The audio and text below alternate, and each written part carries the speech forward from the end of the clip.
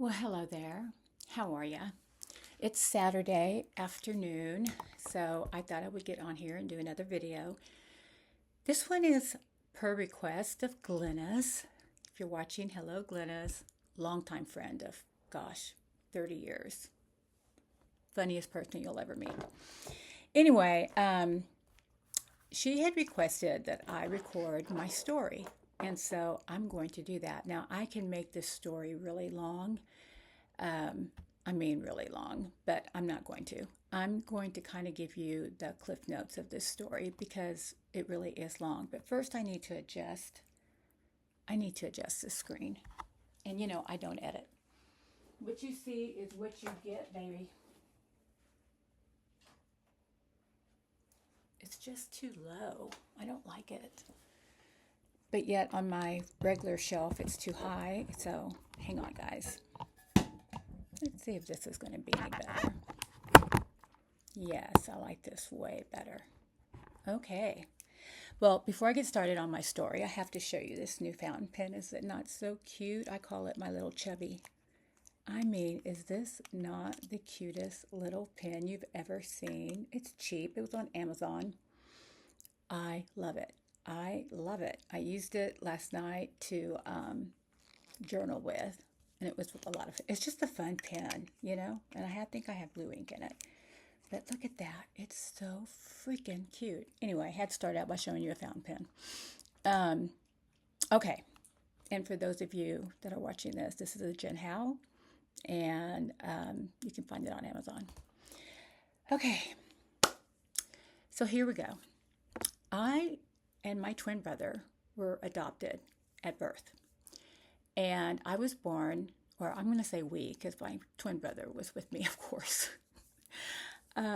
We were born at Hoag Hospital in Newport Beach, California, to a man and a woman that were married and already had 3 children. And they were 12, 13, and 14. And a 1-year-old. So, according to my mom, now I'm going to refer to my adoptive mom as my mom because that's who she is. She's my mom. And I'm going to refer to my birth parent as Geneva because that's her name. So Geneva is my birth mom and my mom is my mom. Okay. So according to my mom, who's a registered nurse, she worked at the time at Valencia Hospital in Indio, California. And if you don't know where Indio is, it's between Coachella and Palm Springs. I lived there the first 14 years of my life. So anyway, I feel like my eye is dark and this one's not. So I think I look kind of silly, but oh well. Anyway, I digress. So we were born at Hoag Hospital, and a little backup. My mom worked at Valencia Hospital, like I said, in India, and she worked with another nurse, and I just refer to her as Nurse Lancaster because I don't know her first name. I think it's like Elena or something, or Elaine, might be Elaine, but I refer to her as Nurse Lancaster. So my mom was in the nurse's little break room, and she was crying, and Nurse Lancaster asked her why she was crying, and she said that she just went to the doctor and found out that she can't have babies and that she has always wanted to have children. So Nurse Lancaster, being the nice soul that she was, says to my mom, "Well, I know this lady. She's pregnant. She really can't really afford another baby. Let me talk to her to see if she would be willing to put it up for adoption." So she came back to my mom and said that she talked to Geneva and that Geneva was happy to give her child up to adoption, especially to a woman that's a nurse. My dad at the time was a draftsman. He worked for the county.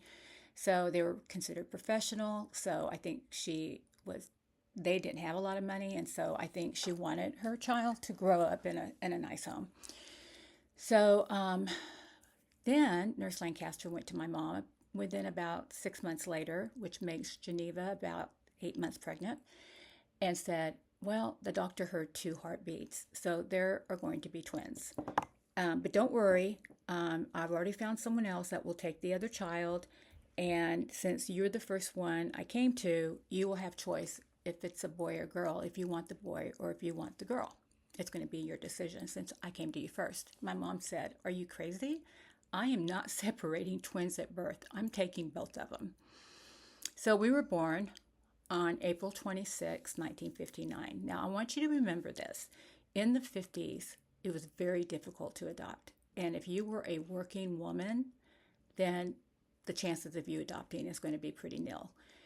And my mom was an awesome person if you think about it. She was born and raised in Pampa, Texas on a farm with 11 other brothers and sisters. They were dirt poor.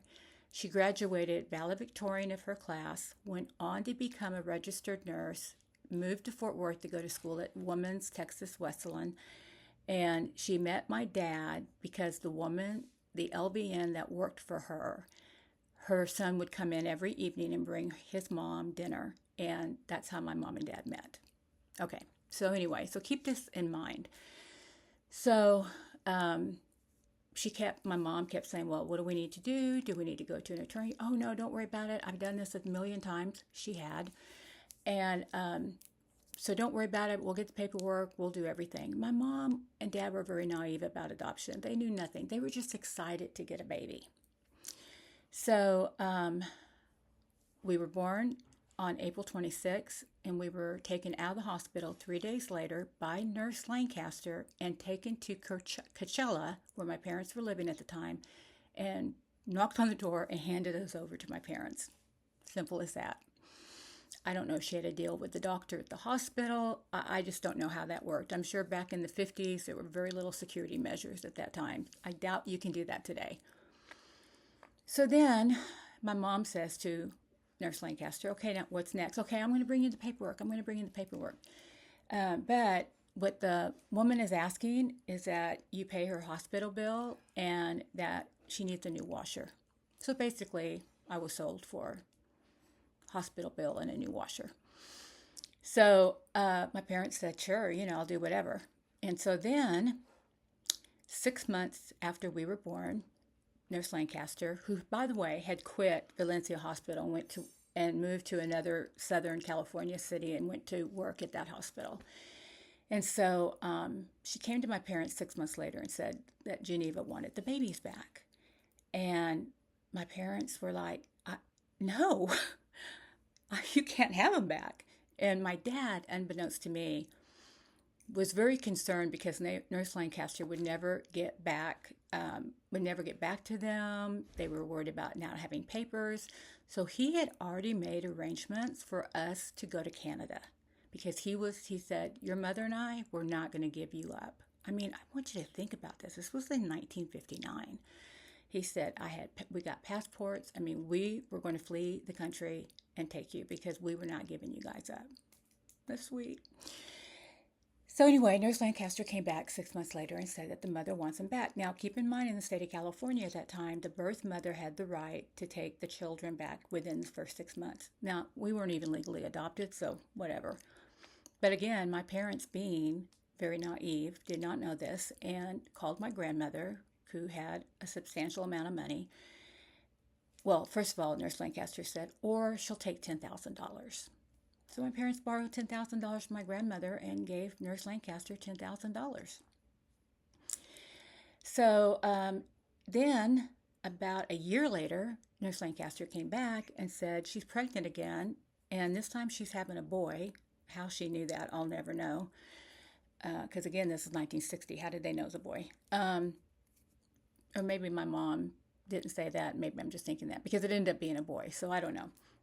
Or maybe the child was already born. That's what it was. The child was already born. So Nurse Lancaster went to my mom and said, my parents, and said, "The woman had another baby. It's a boy, and it's a full-blood child of your twins. And again, she wants to put the child up for adoption. Would you adopt him?" My parents said no, because they were done dealing with Nurse Lancaster. My mom did tell me later in life that she regretted it because she said, and it was after my brother died, she said, and I'll never forget this conversation, she wishes she had adopted that child so that I would not be alone as a sibling when my brother died, and said, "I wish that we had adopted that child." But don't worry, I've met that child.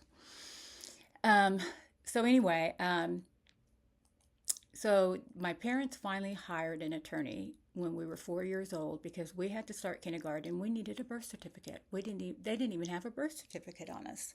Or actually, they might have had a birth certificate on us because there's two birth certificates. I was able to get the file unsealed in California, which was very difficult to do. And I had two birth certificates. I was actually named Cindy McCashlin, and my brother was named Kevin McCashlin, and our names are on a birth certificate. The problem is the birth certificate lacked the California seal, so they were fake birth certificates.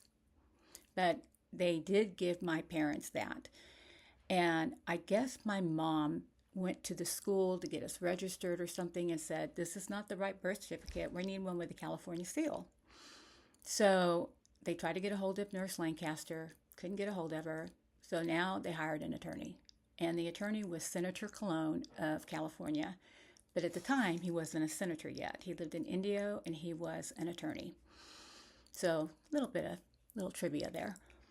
So they hired Senator Cologne, and all I know is that my brother and I were asked by the judge if, and actually, I take that back. Senator Cologne was the judge, not the attorney. He was the judge at the time, and he later on became an attorney. And so Senator Cologne asked, or Judge Malone asked, do you want to be part of this family or something like that? And that we said, this is our family. And so he said, according to my parents, slammed the gavel and said, they're adopted. So at the age of 4, we got legally adopted. Okay, so now let's move on. So I knew that I had older brothers and sisters because my parents always said that we were chosen. And of course, when I was little, I'll never forget when they told us we were chosen, because they've always told us we were adopted. I remember imagining them walking into a room with all these cribs, with all these babies. And they chose my brother and I because we were the prettiest babies in the room. I swear to God, that's what I thought. When my parents kept saying, "You were chosen, you were chosen, you were chosen." Well, to me, that meant we were chosen out of many. Well, that's not actually what happened, but anyway. So life goes on. I did know my parents told me the story about, they left a couple of things out, like the washing machine and the $10,000, but they did mention that I had 3 other older siblings out there. So I always knew that. Didn't bother me. Didn't really think about it. Went on with life. One day, when I was in my 30s, actually I might have been in my 40s, but I was either late 30s or early 40s. My friend came over and she said, they have this website. It's called adoption.com. You should go on there and just put what you know, because you've got siblings out there. It really bothered her that I had siblings and I didn't know them. She really wanted me to have siblings. And she was a very good friend. And she probably thought, she lost her twin brother. It would be great if she had siblings. So I said, fine. I didn't really want to, but I went ahead on adoption.com. I remember we set up my computer in my little computer room and we were filling that sucker out. But anyway, all I put in was that I was born in Newport Beach, California, at Hoag Hospital in 1959. A nurse Lancaster negotiated the adoption with my parents, who lived in Coachella at the time, and that I'm aware that I have brothers and sisters that are 12, 13, and 14 years older than myself. That's it. That's all I put. 2 or 3 years went by. Never thought about that. One night, October 1st, 2002, at 9:07 p.m., I get a phone call. And there's a girl on the phone, and she sounds about my age, and she says, "Now, don't hang up." And she talked in this very southern drawl. I mean, it's hilarious. She said, "Now, don't hang up, because this is going to sound like a prank call, but it's not a prank call, okay? So don't hang up. It's going to sound silly, but I just need to ask you a few questions." And I said, "Okay." She said, "Were you born in Hoag Hospital in Newport Beach, California?" "Yes." "And do you have a twin brother?" "Yes." "And Nurse Lancaster negotiated the adoption with your parents?" "Yes." "Oh my God," she says. She screams and practically dropped the phone. "Your sister's been looking for you for 10 years. And I said, well, who are you? And she goes, I'm her daughter-in-law. I'm married to her son, who's chief of police in Haskell, Texas. And I am a sheriff deputy or whatever she was. And she goes, but your sister was just so excited and so nervous. And if you only knew my sister, oh my God, if you only knew her, this sounds just like her. She was so excited. She was shaking and she just didn't want to make the call. And when I said to her, I said, Judy, she lives in North Richland Hills and you live in Houston. You guys are only about 4 hours away from each other. She couldn't believe it. So I said, oh my God. And she goes, you have other brothers and sisters. And I said, well, I knew I had a 12, 13, 14-year-old older one. She goes, oh no, honey. She's had more kids since then. And she put one up for adoption, which your sister's looking for him. That's the one that was offered to my parents. And then she had 2 more. And she kept them. Why she kept them, I'll never know. And she goes, and they're not much older than you. One was born in 62 and one was born in 64. And I said, you're kidding. And she goes, I said, well, why didn't they get put up for adoption? She has no idea. So to make a long story short, my sister calls me, and on the other, and back then you could have party lines. I don't know if it's party lines, but you had that thing where you could add people to the call. And so my other sister, Margie, was added to the call. And so we talked that night from about 10 o'clock at night to probably 3 in the morning, exchanging pictures on the computer and just talking. I felt an instant connection to these 2 people immediately. And my sister sounded just like me. Like we were definitely sisters. Okay, so then we decide, we decide that we're going to meet. And we're not quite sure when we're going to meet. Let's get some sleep and let's think about it. Let's wake up in the morning. We'll call each other and we'll make a decision. Because, we were tired. So my sister owned a lake house between Houston and Fort Worth. And so we agreed to meet at the lake house the next Friday night and stay till Sunday. I am so nervous that I almost want to call this whole thing off. I am so nervous. I don't know. I'm thinking, oh my God, what if they don't like me? I never once thought I wouldn't like them or that they could be serial killers or anything like that. Never thought that. What I thought was all about me. It was like, they're not going to like me. I'm going to be nothing like them. They're going to think I'm snooty because in my conversation with them, I found out that none of them went to college, but they were all very successful in their own right. So there's nothing wrong with that, trust me. But they were very impressed that I had gone to college and I was a VP, blah, blah, blah. And so I thought, oh, well, they're going to think I'm snooty, blah, blah, blah, and they're not going to like me, and they're going to think I'm weird. Anyway, my husband packs a bag. Now, keep in mind, my husband has never packed my clothes in a suitcase ever, and he has never done it since. But he packed a bag for both of us. He says, we're going. We leave at 7 o'clock that night. So keep in mind, from 5 to 7, I'm going back and forth about not wanting to go. And he goes, we're going. And we're going. So we go. Matter of fact, we pull into the town that they lived in around 11 o'clock that night, maybe 10 o'clock that night. And he was speeding, and he got pulled over. And he went to the back of the car to talk to the cop, and he came back, and I said, well, where's the ticket? And he goes, he let me off. I told him that we were meeting. I told him he was back there for at least 10 minutes. And I thought, oh my God, he's going to jail. He has a warrant out that I don't know about. I don't know what's going on. Anyway, he said, I was telling him the story of your adoption. He said, you know what, dude, I'm going to let you go. I'd be speeding there too. It was so nice. That was a really nice policeman. So we get to the lake house. Sorry, thirsty. We get to the lake house. And it's late, and my brother-in-law, Judy's sister, husband, comes out and gives me the biggest hug and says, you have made my wife so happy. She cannot wait to meet you. And he's crying. Now I'm crying. I'll never forget walking into that little lake house. It was the cutest, it's like a cottage. And she had the cutest thing. She had candles burning. I'll never forget that smell. I never will forget that smell.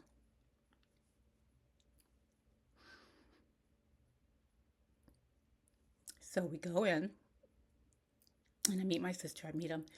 I'm so excited. And then she goes, well, I have a special surprise for you. And she said, some other people are here to meet you.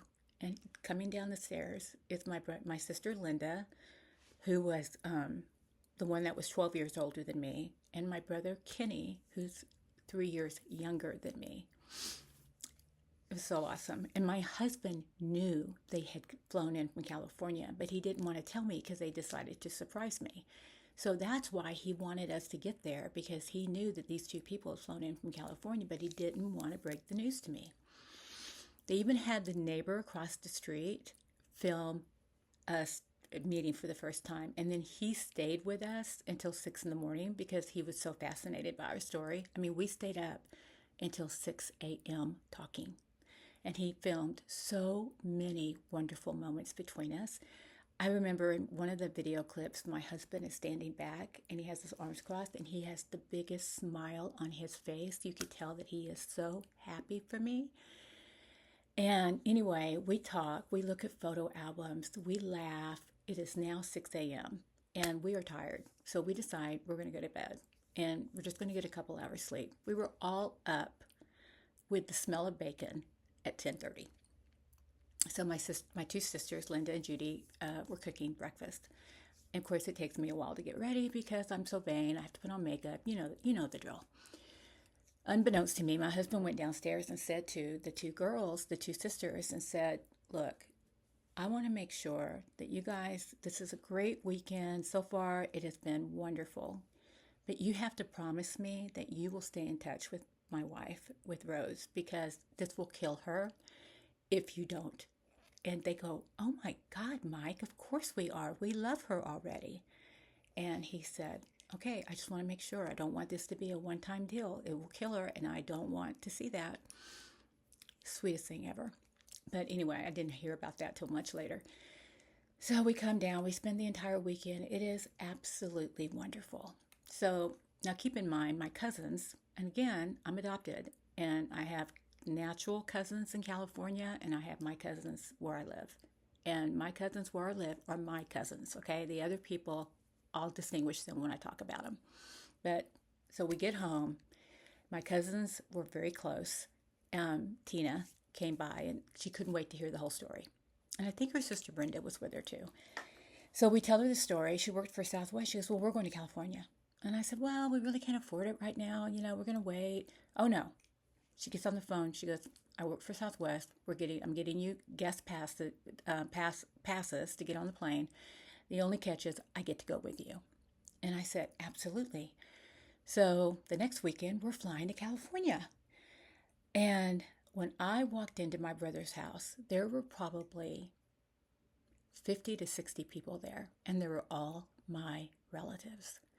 So when I was little, people would always ask me, what are you? Because they would know I'm adopted. My friends, I never hid that.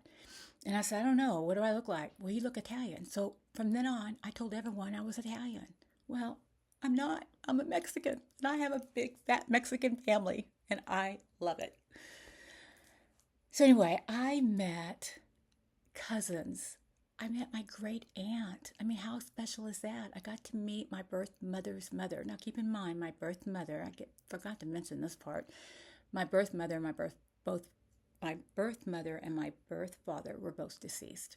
And when she went to the hospital to have us, my brother and I, she told Judy and Michael and Linda when she came back that the babies had died. So all this time, they thought that Geneva had lost the twins. Well, on her deathbed, or when she was in the hospital dying, I don't know, well, she died in the hospital, so on her deathbed or whatever, she said to my sister Margie, find the twins, they're not dead. I put them up for adoption, and I miss them, and I have regretted that from day one.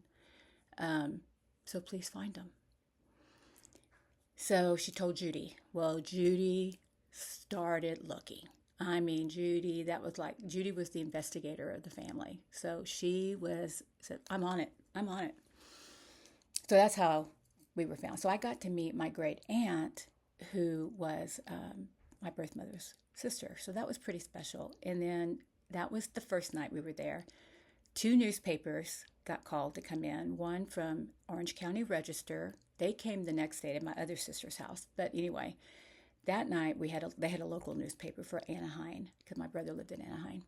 And so we made the paper and they just thought it was awesome. They could not believe how much I look. I have a sister that I look almost identical to. Her name is Mary, and I look almost identical to her. And if you saw my sister Margie and put her high school picture against my brother's high school picture, you would think they were the twins. So no DNA test was needed. Trust me on that.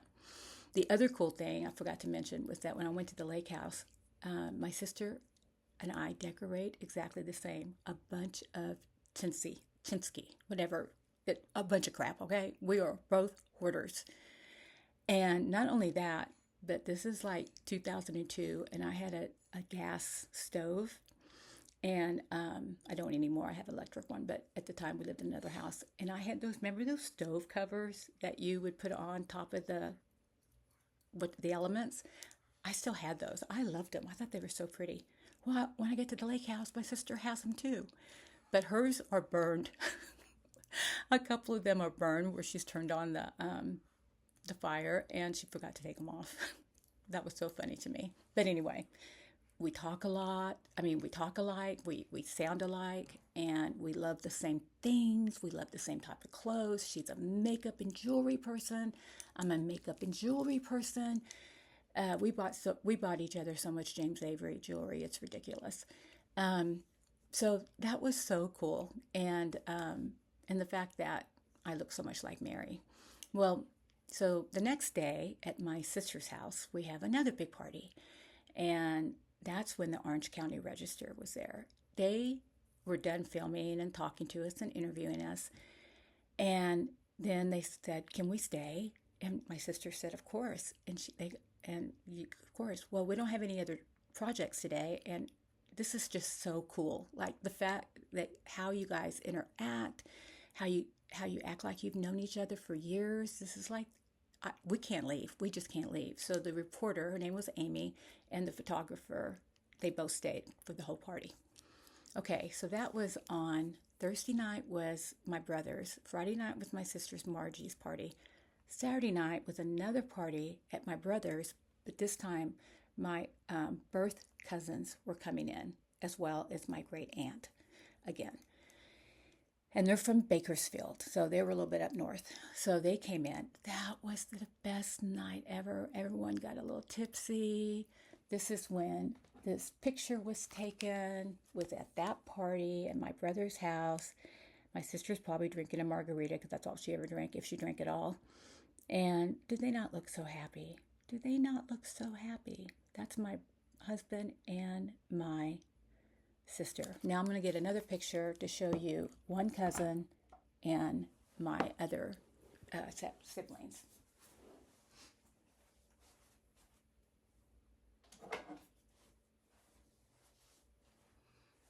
So what's not in here are my two brothers, Kenny and Michael. Boy, this is so dusty. I'm so embarrassed. But anyway, that's me with my siblings. That's my sister Mary, me, my cousin, Margie, who looks just like my brother, Judy, and Linda. So they're the two oldest, and we are the three youngest. Now, family lore, because if you look at these two individuals, and if you saw my brother Kenny, he looks like them, okay? The three of us are very much the same in terms of our body, the color of our eyes, our hair. Our hair is real big and thick and coarse.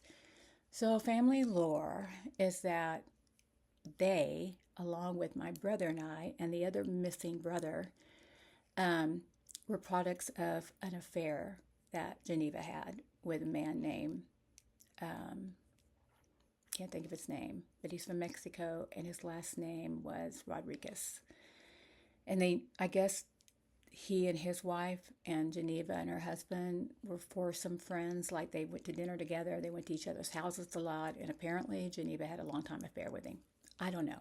You know, I never got my DNA tested for two reasons. Number one, I don't trust the government. Okay. Number two, I think I was afraid to find out that I wasn't 100% full blood to Judy and to Linda, and it bothered me. So I just never had it done. And it wasn't important to us. It just wasn't important to us. I mean, that's the family gossip lore, if you will, but who knows if it's true. But it is kind of interesting that she had 3 children with, and then 12 years later, she started having more kids. So you do the math. So anyway, that was a wonderful party. This is the trip that my cousin Tina was on with me, and she had a great time. She just loved it. She got she had a lot of fun. It was hilarious. And then we got up Sunday morning and got ready to leave. So we were there from Thursday to Sunday, and it was just a wonderful, wonderful trip. And my sister and I, oh my God, we're so close. We're still close. She's just in a different home than I am. She's in heaven. But she died a day that we met, October 1st, 2022. Exactly 20 years. And I'll never forget, she died at home in her bed. And I got on the bed with her before she died because I was there when she died. And I thanked her so much for finding me and giving me unconditional love for 20 years. I just thanked her. I just going to always believe that she heard that. But I laid down with her for about 2 hours and I was talking to her the whole time. And that's one of the things I said to her. Told myself I wasn't going to cry on this video. So we lost her, and that was devastating. But you know what? I'm so blessed. I got to spend 20 years with her, and she came down every Christmas until she got really sick and she couldn't travel anymore. She died of cirrhosis of the liver, but this is someone who never drank. And if she did drink, it was 1 or 2, maybe margaritas. She was not a drinker. She didn't like to drink. But she died of cirrhosis of the liver, and so did my birth mom. So, they say that everything's hereditary, so who knows. But anyway, I'm so blessed that I got to spend time with her and her family. And I don't know what else to say except I'm so blessed. And I believe in miracles because this was definitely a miracle. I mean, the chances of me going on adoption.com to put my information in, the fact that my sister was looking for me, the fact that Geneva told them the twins aren't dead. Another touching moment, by the way, was my mom died in 2003, 2 years after 2 years after Judy came. My mom was so happy for me. She said, I'm so glad. She was so happy that my family had found me. She just was over the moon about it because she didn't want me to be alone after she died. My dad died in 1999. And my mom died in 2003. It was a year. It was just a year after we met. That's right. I always get confused because my grandson was born in 2001 and Aunt Judy found me in 2002. And sometimes I get those 2 dates mixed up, like all the time. And so she died a year later, almost right at a year later. And so I'm sorry, this eye keeps watering. I'm done crying, I promise, I think. But anyway, when she died, of course, Judy and Tom came to my mom's funeral, which I thought was very touching. And but it never occurred to me that they were being buried next to my brother, who died in 1983. And it never even occurred to me to tell Judy to go look, let's go to his gravesite. But it did occur to my husband. So we had a lot of people at the funeral. And so I was talking to a group of people and I look over and I see my husband and Judy and Tom standing in front of a grave. And I instantly knew it was my brother's grave. And they stood there for a while. I continued talking and then I walk over there and I looked at Mike and just said, thank you. And so that was a really touching moment that she was able to see my brother's grave. Okay, so now fast forward to 2021, maybe 22. Well, it must have been 21 because my sister, well, no, it wasn't 22, early 22. She found the other brother that was born a year after me. And it was through DNA. And it was through, they both had their DNA on Ancestry, and that's how they found each other. And it actually was my birth cousin in Bakersfield that found him and then called Judy. And I got to meet him and his wife. But I will tell you that we're not a good fit. That's all I'm going to say. We are not a good fit at all. He's a good person. He's a good man. He probably looks like my brother would have looked like if he had lived.